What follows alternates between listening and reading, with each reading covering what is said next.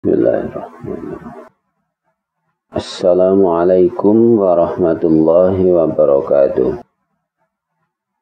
Alhamdulillah wassalatu wassalamu ala Rasulillah wa ala alihi wa ashabihi wa man tabi'ahum bi ihsanin ila yaumil qiyamah. Rabbi shrah li sadri wa yassir li amri wahlul 'uqdatam min lisani yafqahu qawli. Amma ba'du, para pemirsa sekalian, sahabat Quran yang dimulakan Allah Subhanahu wa taala. Materi bedah buku kita kali ini mengulas buku SOP Ketukan Tartil Mushaf Madinah halaman 28 tentang mim polos. Pemirsa, dari 28 huruf hijaiyah ada 2 huruf yang unik, yaitu huruf nun dan mim. Saya sebut unik karena dalam kondisi bersukun dia mempunyai 2 sifat. Tentunya bergantung pada kondisi skripnya di Mushaf Madinah. Sifat yang pertama, ia bisa diidharkan. Ia hanya di lock 1 harakat. Itu terjadi bila jelas tersemat sukun di atasnya. Yang kedua, ia bisa diikhfakan dan digunnahkan, yang harus di lock 3 harakat. Itu terjadi apabila sukunnya disembunyikan, hurufnya menjadi polos. Pemirsa, yang dimaksud dengan mim sakinah adalah huruf mim yang bertanda sukun, mim mati. Bila bertanda sukun, maka mim ini seperti sedang memberi kode ke pembacanya bahwa dirinya harus dibaca idhar. Sukun itu identik dengan idhar.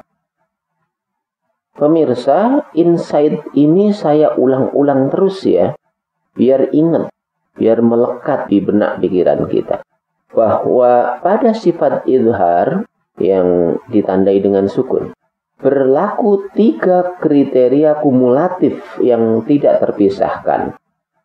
Masih ingat kan ya apa aja kriterianya?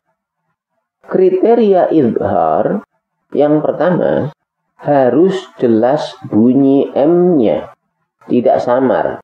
Bunyi M-nya jelas, M.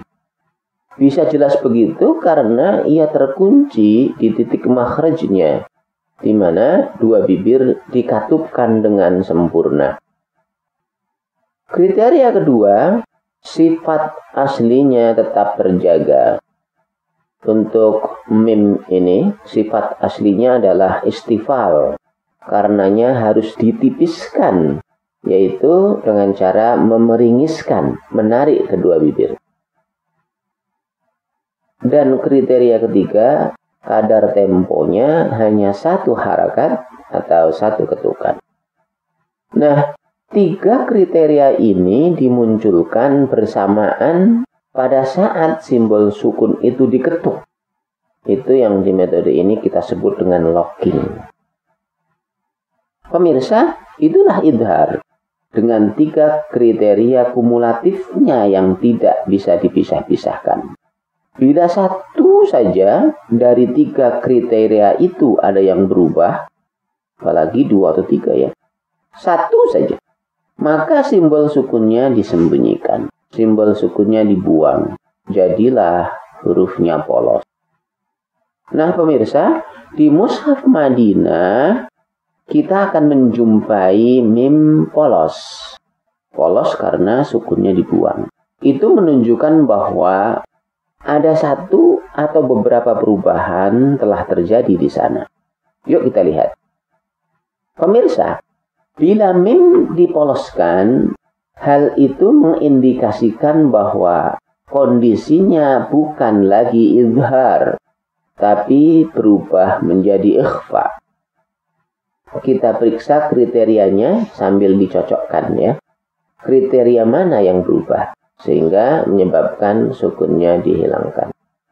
Pemirsa, pada bacaan ikhfa bunyi M-nya terdengar samar.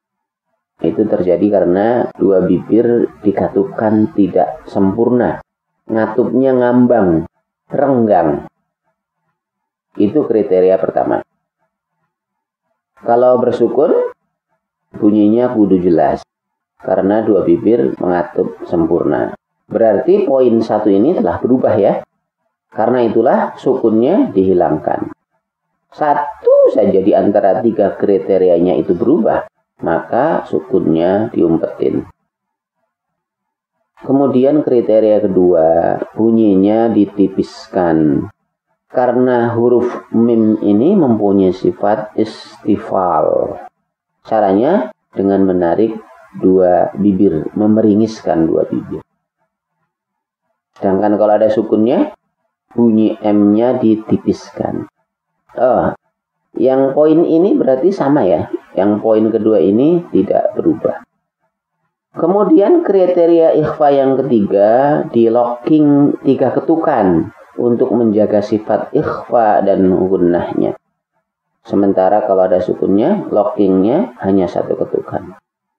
Berarti poin ketiga ini berubah ya pemirsa. Poin 3 berubah karena kalau sukunnya dihilangkan, lockingnya menjadi 3 ketukan. Karena itulah sukunnya kemudian disembunyikan. Nah pemirsa, apabila 1 saja di antara 3 kriteria kumulatif itu berubah, maka simbol sukun dihilangkan dari transkripsi Mushaf Madinah. Nah di bacaan ikhfa ini ada 2 kriteria yang berubah.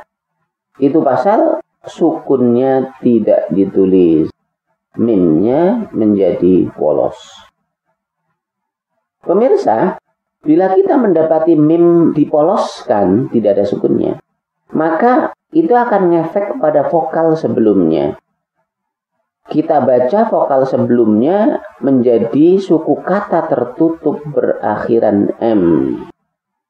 Kemudian bunyi M-nya disamarkan sambil menipiskannya.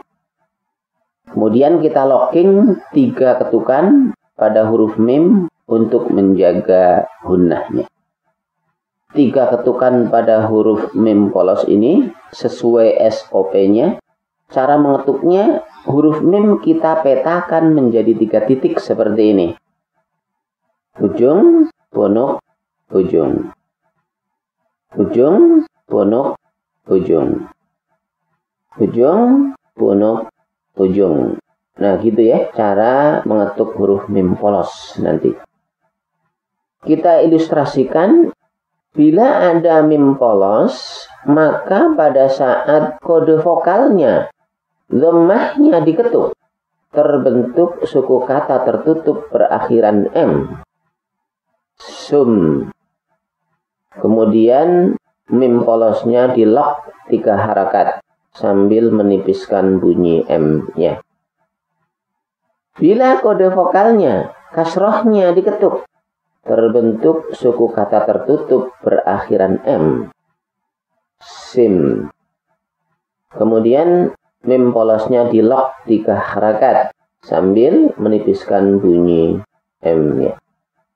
Bila kode vokalnya, fathahnya diketuk, terbentuk suku kata tertutup berakhiran M.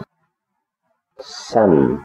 Kemudian mim polosnya di lock 3 harakat sambil menipiskan bunyi M-nya.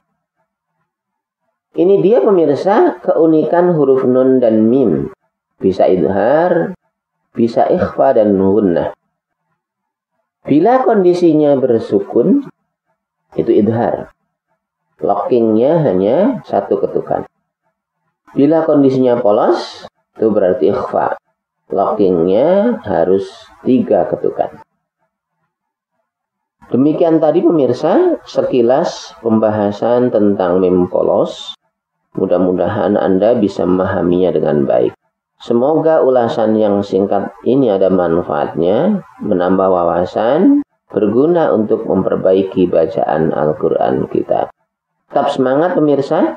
Semoga Allah Subhanahu wa Ta'ala anugerahkan kesehatan kepada kita. Semoga Allah Subhanahu wa Ta'ala menganugerahkan ilmu dan pemahaman yang terbaik. Dan semoga Allah Subhanahu wa Ta'ala melimpahkan rizki yang tiada habisnya buat kita. Akhirnya saya undur diri. Mohon maaf bila ada kekurangannya. Terima kasih atas perhatian Anda. Sampai ketemu lagi pada kesempatan penayangan video tutorial berikutnya. Ma'akumun najah. Sukses selalu buat Anda. Billahi taufiq wal hidayah. Wassalamualaikum warahmatullahi wabarakatuh.